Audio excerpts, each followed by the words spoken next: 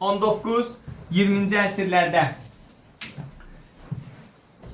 Fransa 18-ci əsrdən etibarən belə deyək də Avropada belə ki ilk inqilabi hərəkat baş verən ölkələrdən biridir.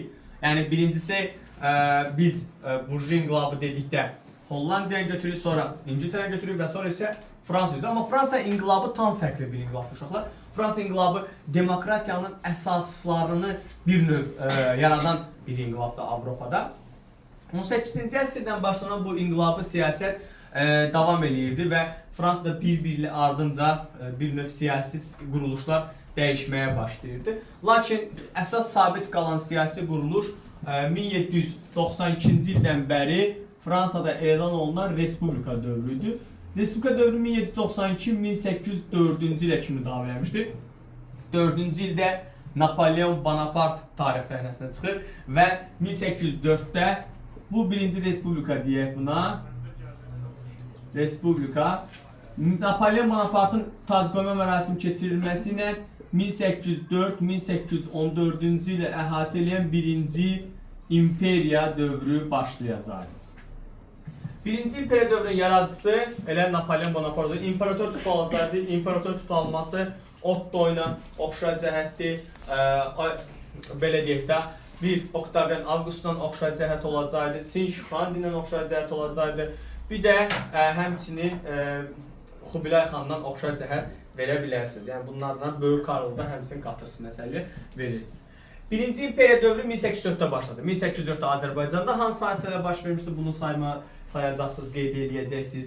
Gəncənin işğalı, İlisun işğalı, Samuxun işğalı, Carbalakan üsyanının yatırılması, sonra 1-ci Rus-Qacar müharibəsinin başlanması və həmçinin 1-ci Rus-Qacarla paraleldə üst kilsə qəmərli döyüşləri, yəni bunların hamısını verirsiniz. Yəni 1804-də başlayır. İmperiyanın daxili siyasətinə baxdığımızda birinci daxili siyasətə baxırıq. Birinci imperiyanın əsas dayaq məntəqəsi kəndlilər idi. Çünki kəndlilər əsas dəstəkləyirdi bu məsələni imperatoru və Napoleonu.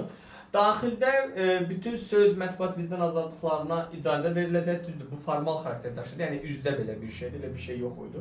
Sonra şəxsiyyət toxunulmazlığı, mülkiyyət toxunulmazlığı elan olunmuşdu. Həmçinin bununla paraleldə mərkəzi idarə etməni gücləndirmək üçün yerli özünü idarə orqanların səlahiyyətləri məhdudlaşdırılacaqdı. Yəni bələdiyyələrin falan səlahiyyətləri məhdudlaşdırılacaqdı. Sonra hərbi islah keçiriləcək, güclü bir ordu yaradılacaqdı Napoleon Bonaparte tərəfindən. İqtisadi inkişaf təmin olunacaqdı. Ümumi vergilər qaldırılsa da iri kapitalistlərin vergiləri azaldılacaqdı. Fəhlə qanunları, fəhlə tətilləri bunlar hamısı tamamilə qadağan olunacaqdı, həmkarlar ittifaqları falan hamısı qadağan eləyəcəkdilər. Xarici siyasətdə əsas məsələ budur. Napoleon çox uğurlu xarici siyasət həyata keçirəcəkdi və geniş işğalçı müharibələr aparacaqdı. 1805-ci ildə Napoleon Bonaparte işğalçı müharibə başlayır. Birinci Trafalgar dəniz döyüşü ingilislərlə vuruşacaqdı. 1805 hadisələrini qeyd edirsiniz. Azərbaycan tarixi xüsusi bu taxını qeyd edəcəksiniz, biləsiniz. 1805-də İngiltərə ilə vuruşur, lakin Trafalgar dəniz döyüşündə məğlub olacaqdı. Geri çəkilir. İngilislərlə dəniz döyüşündə məğlub olması İspaniyanın oxşar cəhət verirsiniz 1508-də. Sonra 1805-ci ildə iki döyüş deyirik. Bir Trafalgar dəniz döyüşü, 2 Austerlitz döyüşü olacaqdı. Austerlitz döyüşündə Fransa, Rusiya və Avstriya qoşunlarını məğlub eləyir, Viyanaya daxil olacaqdı və Avstriyanı tutacaqdı. 1806-cı ildə isə Berlin şəhəri tutulur, Prusiyanın paytaxtı və müqəddəs Roma imperiyasını varlığına son qoyur. 960-cı ildə müqəddəs Roma imperiyası var idi. Onun varlığına son qoyursunuz burada. 1806-cı ildə. Elə 1806-cı ildə, həmin ildə Kontentə blokadanı imzalayacaq. Kontentə blokada nədir? İngiltərəni məğlub edə bilməyən Fransa dövləti onu iqtisadi gücdən sarsıtmağa çalışırdı. Fransa və ondan asılı, baxın bunun tərifini diqqətlə qulaq asın. Fransa və ondan asılı olan bütün ölkələr İngiltərənin iqtisadi əlaqələr qurması qəti qadağan idi. Yəni icazə yox idi. Bununla da Fransanı istəyirdi ki, Avropada gücünü, hegemonluğu artırsın. Amma Kontentə blokadanın imzalanması Fransanı bir növ belə deyək də, necə deyim sizə, özünün iqtisadiyyatına ziyan olacaqdı. Niyə ziyan olacaqdı? Çünki bilirsiniz 19-cu əsrdə Avropanın bir növ belə deyək də sənaye bütün məhsullarını İngiltərə istehsal elədiyi üçün, elə Fransanın da sənaye məhsulunu İngiltərə istehsal elədiyi üçün Fransa özünün də ticarəti zəifləyəcəkdir. Bəzi dövlətlər də hətta İngiltərə gizli şəkildə ticari əlaqələr quracaqdılar ki, bu məhsulları bir növ belə deyək də ala bilsinlər. Sonra 1807-ci ildə Rusiya ilə Tilsit müqaviləsi imzalanır. Rusiya ilə müqaviləyə görə Fransanın işğalları tanınır Rusiya tərəfindən. Qərbi Avropada, Şərqi Avropada isə Rusların haradakı işğalları tanınacaqdır. Bir də Rusiya Fransanın gücünü qəbul edərək kontinentə blokadaya qoşulacaqdır. Və kontinentə blokadaya qoşulur. Lakin Rusiya ilə münasibətlər heç də sabit qalmır. Napoleon çünki Rusiyanı məğlub etmədən Avropadakı üstünlüyünü tam təmin edəcəyini düşünmürdü. Ona görə də Fransanın Rusiyanın məğlub etmə məsələsi aktual idi. Bu dövrdə Rusiyanın gizlincə İngilislərlə ticarət müqaviləsi imzalaması və edası ticari əlaqələri qurması və həmçinin Rusiyanın Avropadan Fransa ilə maraqlanıb toqquşması Napoleonun 1812-ci ildə Fransa 1812-ci ildə 600 minlik qoşunla Rusiya müdaxiləsi başlayır. Rusiya müdaxilə eləyir, hücumlar eləyəcək Rusiya, Moskvanı tutacaqdı və Moskva Borodino döyüşü baş verəcək. Borodino döyüşünü əzə saxlayır. Fransa qalib gəlir və Moskvaya irəliləyir və Moskva ələ keçirir. Lakin qışın düşməsi, ərzaq çatışmamazlığı, Rusların partizan müharibəsindən istifadə, yandırılmış torpaq taktikasından istifadə bir növ Fransanın qələbələrinə kölgə salacaqdı və Fransa geri çəkilmə məcburiyyətində qalacaqdı. Napoleonun Rusiya cəbhəsində məğlub olması 1-ci imperiyanın süqutunun əsasını qoyacaqdır. Bundan sonra Avropa dövlətləri yenidən birləşəcəkdilər Fransaya qarşı. 1813-cü ildə Fransanın müttəfiq dövlətləri məğlub eləyəcəkdilər və 1814-də Parisə daxil olaraq Napoleonu sürgün edəcəkdilər Elba adasına və onu sürgün edəcəkdilər. Özləri isə 1814-də Viyana konqresini çağıracaqdır. Viyana konqresini 1814-1815-ci illərə əhatə edirsiniz. Burada Rusiya, Fransa özü, Böyük Britaniya, 1814-də baş verən hadisələrdə yazırsınız, 13-də də 12-də də yazacaqsınız, xəbəriniz olsun. Böyük Britaniya və bir də Almaniya ilə bağlı qərarlar olacaqdı. Fransa ilə bağlı qərar nədir? Fransa inqilabdan əvvəlki sərhədlərinə geri qayıdacaqdı və işğal torpaqları geri qaytaracaqdı və təzminat ödəyəcəkdi. Bu öz yerində. 19-cu əsrdə təzminat ödəməsi Osmanlı və Çinlə oxşar cəhət verəcəksiniz. Bir də Qacarlar da qatılmalar, artıq Qacar dərsin keçmişik. Sonra, bundan sonra Böyük Britaniya Viyana Konqresinin qərarına görə Kap, Seylon adası, Malta və Cənubi Afrikanı tutacaqdı. Rusiya Şərqi Avropa, Polşa daxil olmanı Bessarabya olaraq tutacaqdı və burada möhkəmlənəcəkdi.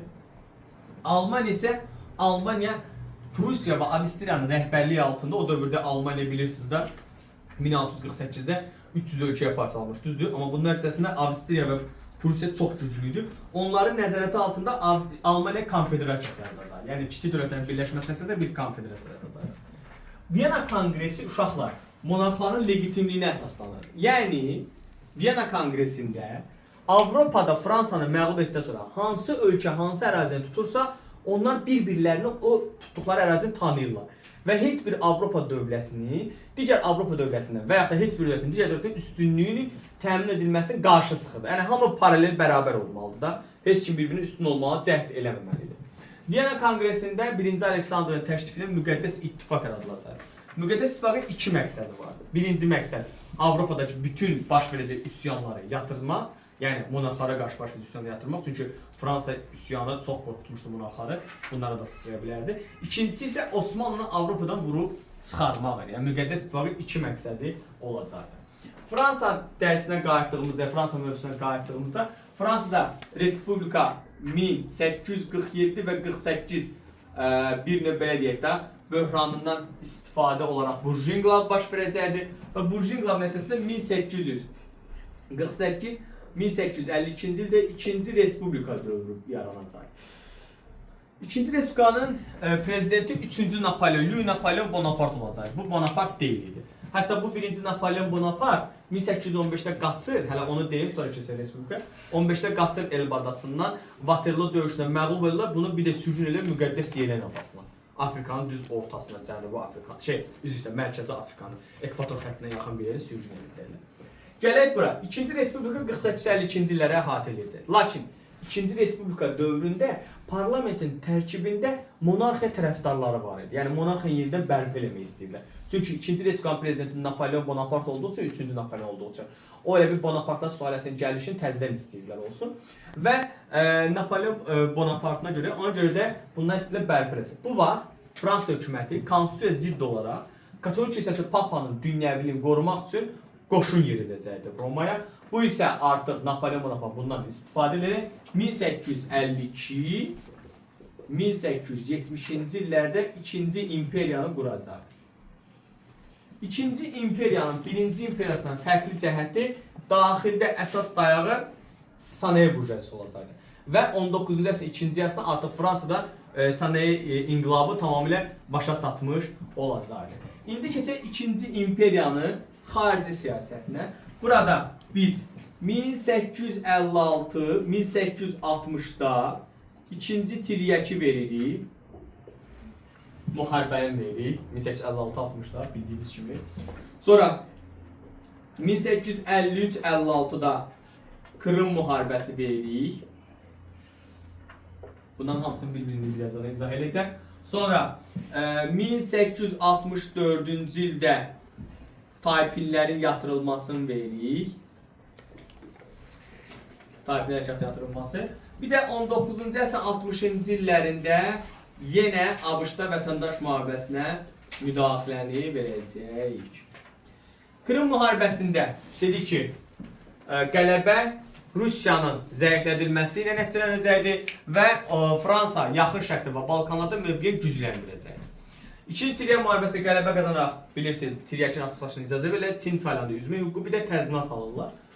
Gəldi 64 Taipinlər hərəkatı yatıracaqdır. 19-cu əsr 60-cı illərində Avropa mərkəzində bir oyanış baş verir. Bu oyanış Almaniyaya aiddir. Almaniya artıq birləşdirmə siyasətinə qədəm qoymuşdur. 3-cü Napoleon isə bu oyanışa çox xüsusi fikir verir. Çünki burnun dibində dünənə qədər zəif bir dövlət var idi. Almaniyadır, pərakəndədir. İstədiyi vaxt kefi çəkəndə hücum edirdi, ora tuturdu. Nə bilim, geri çəkilirdi. Fransa ümumi tarixinə baxdığımızda. Amma artıq yeni bir gücün doğması bu Fransa maraqlarına zidd bir hərəkət idi. Və Fransa bu məsələni çox diqqətli izləyir. Və lakin buna baxmayaraq artıq Almaniya Otto von Bismarck bütün mərhələdən keçib, sonuncu mərhələ Fransa ilə toqquşma mərhələsi idi. Napoleon, 3-cü Napoleon da marağı Fransa ilə Almaniyanın toqquşmaq idi. Düşünürdü ki, Almaniyanı məğlub eləmək onun üstünlüyünü bir daha sübut edəcək, həm də nüfuzunu qaldıracaq. Niyə nüfuzunu qaldıracaqdı? İkinci imperiya iqtisadi cəhətdən çox zəif bir dövrünü yaşayırdı və xalqın narazılığı vardı. Hər an xalq üsyan qaldırıb inqilab edə bilər. Və Almaniya ilə müharibə, oradakı qazanılan qələbə xalqı bir növ susturmağa kömək edəcək. Və buna görə də 1871-ci ildə Fransa və Almaniya müharibəsi baş verir. Müharibə 1870-də Sedan döyüşünə 3-cü Napoleon biabr əsasında məğlub olmasına nəticələnir və əsir düşməsinə nəticələnəcəkdir. 70-də 3-cü Napoleon əsir düşməsini eşidən Fransa xalqı Parisdə üsyan qaldırıb imperiyanı devirib Respublika yaradacaq. 3-cü Respublika yaradacaq 71-ci il. İndi bir də bir şey deyim. Fransa hökmdarının əsir düşməsi Sedan döyüşünü Poitiers döyüşünə oxşar cəhət verirsiniz. Yadınızdadır. 1956-cı ildəki Poitiers döyüşünə oxşar cəhət verirsiniz. Gəldik, nəysə. Və 1871-ci ildə Versal müqaviləsi. Versal sarayında Versal müqaviləsi imzalanacaqdı. Versal müqaviləsinin şərtləri nə idi? Versal müqaviləsi şərtlərinə görə 1871-ci ildə Vahid Alman imperiyasını Fransa tanıyır. Elzas-Roteringiyanı Fransa verir Almaniyaya. Bir də 5 milyard dollar təzminat verəcək. Təzminat ödəməsi 1871 Versal müqaviləsini, 1814-15 Viyana konqresinin oxşar cəhət verir Fransanın təzminat ödəməsi. Və 1871-in yanvarında da Versal sarayında, düz Versal sarayında Almaniya özünü imperiyaya elan eləyəcək ki, bu gələcəkdə Birinci Dünya müharibəsinin toxumlarını sərpmiş hesab olunur. İndi onu da keçəcəyik sizə. Gəldik nəysə. 3-cü Respublika tarixinə baxdığımızda, yəni 3-cü Respublika dövrünə baxdığımızda biz nəyi görürük burada? 3-cü Respublikanın 1878-ci ildə Berlin Konqresində iştirakını görürük. Sonra 1884-cü ildə, 85-ci ildə Çinlə müharibəsini görürük. Sonra 19-cu əsrin 80-cı illərində Azərbaycan neft sənayesinə kapital qoyuluşunu görürük. 84-85 dedik. Aha, bunları görəcəyik. 20-ci əsr Fransa tarixinə baxdığımızda, 20-ci əsrdən belə Fransa tarixinə baxsaq, kapital istehsalatına görə dünyada ikinci yerdə idi. Amma kapital qoyuluşunu öz ölkəsinə yox, müstəmləkələrinə qoyurdu. Bayaq dediyimiz, niyə müstəmləkə qoyurdu? Daha ucuz başa gəlirdi məhsullar. Və sonra, amma sənaye istehsalına görə Almaniya, İngiltərə və ABŞ-dan çox-çox geri qalırdı. Avtomobil, təyyarə, gəmi-qarmı istehsalatında dünyada birinci yerdədir. 20-ci əsrin əvvəlində Fransanın xarici siyasətində əsas istiqaməti revanşizmdir. Revanşizm nə deməkdir uşaqlar? Elə bilirsiniz də əslində revanş sözündəndir. Əvəz sıxmadır. Almaniyaya qarşı bir növ siyasi qarşıdurma baş verildi. Bunun üçün 1900, daha doğrusu bir növ belə deyək də, 1894-cü ildə Rusiya ilə yaxınlaşırlar. 1904-cü ildə isə Böyük Britaniya ilə yaxınlaşırlar və beləliklə Almaniyaya qarşı hər üç dövlətin bir növ ittifaqını yaratmış olacaqlar. Bu da sizin dərsiniz olacaq.